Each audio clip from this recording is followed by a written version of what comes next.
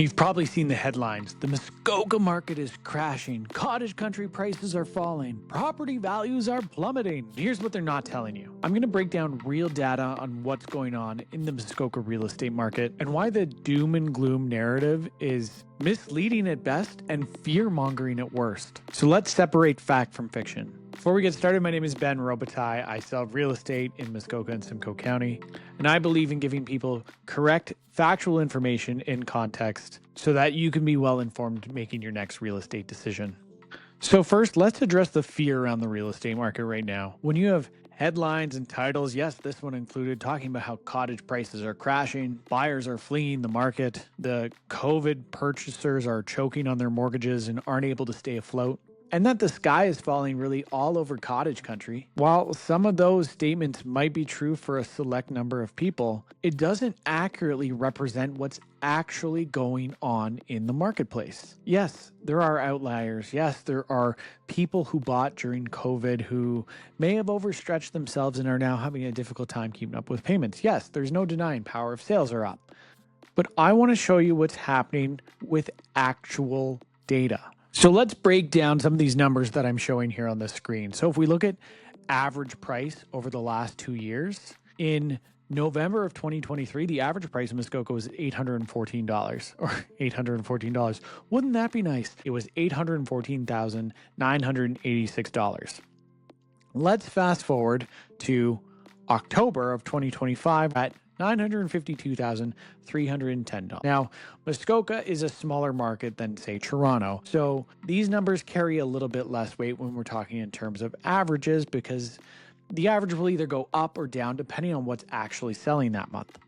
But if we look at something like, let's say, transaction volume, in November of 2023, 87 sales in all of Muskoka. Fast forward to October of 2025, 163 sales in Muskoka. Houses are selling. Cottages are selling.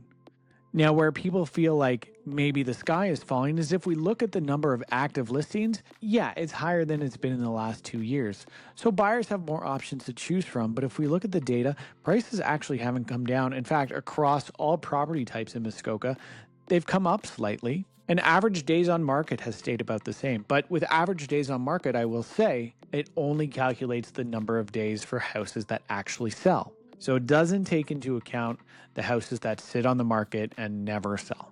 Now, RE/MAX at the beginning of this year predicted a 3% increase in average prices, a 5% rise in the sales volume, and interest rate cuts from the Bank of Canada. Now, in my opinion, all these three things have happened. The prevailing thought in real estate is that we feel the effects of an interest rate cut or interest rate hike about 6 months after it actually happens. And we're starting to approach that territory now where the rate cuts might invite a few more buyers to start coming back into the market. And I've always been of the opinion that first-time buyers are the catalyst in any market. You know, when we talk about Muskoka cottages, more often than not now, they're becoming full-time residences for people. People are either retiring, taking on less at work, can do a lot of that work remotely, or just moving into these places full-time. But how do they do that? They have to sell their place in the city. And who buys these places? Often it's the first-time home buyer. And if it's not the first-time home buyer, it's somebody who's probably sold that first house that they ever bought to the first-time home buyer so that they can then move up into that house. Now, the next thing I want to debunk is that everyone who bought during COVID is underwater. Yes, there are buyers out there who overpaid at the peak, but most of the fear mongers out there won't tell you. A lot of the waterfront cottages that are going up for sale are selling due to the sellers being at a certain age and stage in life. They're not desperate for the cash. They don't need the money from this property to go buy another. And for unique and more expensive homes, it's not uncommon for properties to take 2 to 3 years to sell, depending on the price point. Most owners can afford to wait for the right price. So honestly, in my opinion, this choking subset applies to a very small category of the market. There's also people out there who are saying prices are in free fall. No, I showed you the data that says it isn't. When people are selling a home, they're no longer selling for 105, 106% of list price. They're selling for 94 to 96% of list price. This is more or less normal. What we had for 2-3 years during the COVID market was abnormal. That's not the way things should be. Historically, 95% of an asking price is healthy market behavior. Now, another myth that is out there is that the market's going to crash further. I just don't believe this to be true. I mean, yes, we've seen a softening of prices, but all in all, prices are remaining strong. Listings to sales ratio puts us in balance, maybe leaning towards buyer's territory.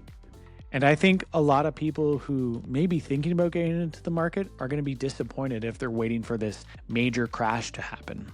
Even as we've seen huge increases of inventory over the year, prices just haven't softened that much in relation to it. So what's really happening? We are in a period of market normalization. We're returning to pre-pandemic patterns where buyers have the time to negotiate, be more selective, have conditions, and all in all make more informed decisions. And I think other than prices softening, this is good for sellers as well. Not only that, but the interest rate cuts done by the Bank of Canada have provided relief for first-time buyers trying to get into the market, increasing their purchasing power. And with the amount of inventory available to them, making it easier for them to negotiate into a more selective starter home. And while as real estate experts, we all do our very best to predict the market, right now seems like a great time to buy. We've got lots of inventory and we've got low rates. Historically, low rates means low inventory, which equals high prices. So what I'd suggest is if you're one of the buyers out there who's contacted your real estate agent and said, you know what, we want to put things on pause for now, book a conversation with them because you need to be aware of what's going on in each specific micro market so that you can make a choice that's going to benefit you long term for the next 10, 15, 20 plus years. So all in all, is there a cottage country crisis? No. There's a market correction. That's it, plain and simple.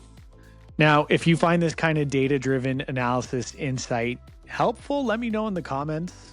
If you like this video, please hit that like button and consider subscribing. We'd love to have you kicking around the channel.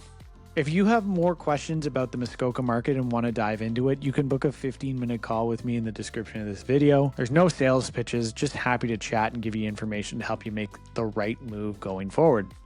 Again, my name is Ben Robitaille, and until next time, stay informed, stay rational, and don't fall for the fear.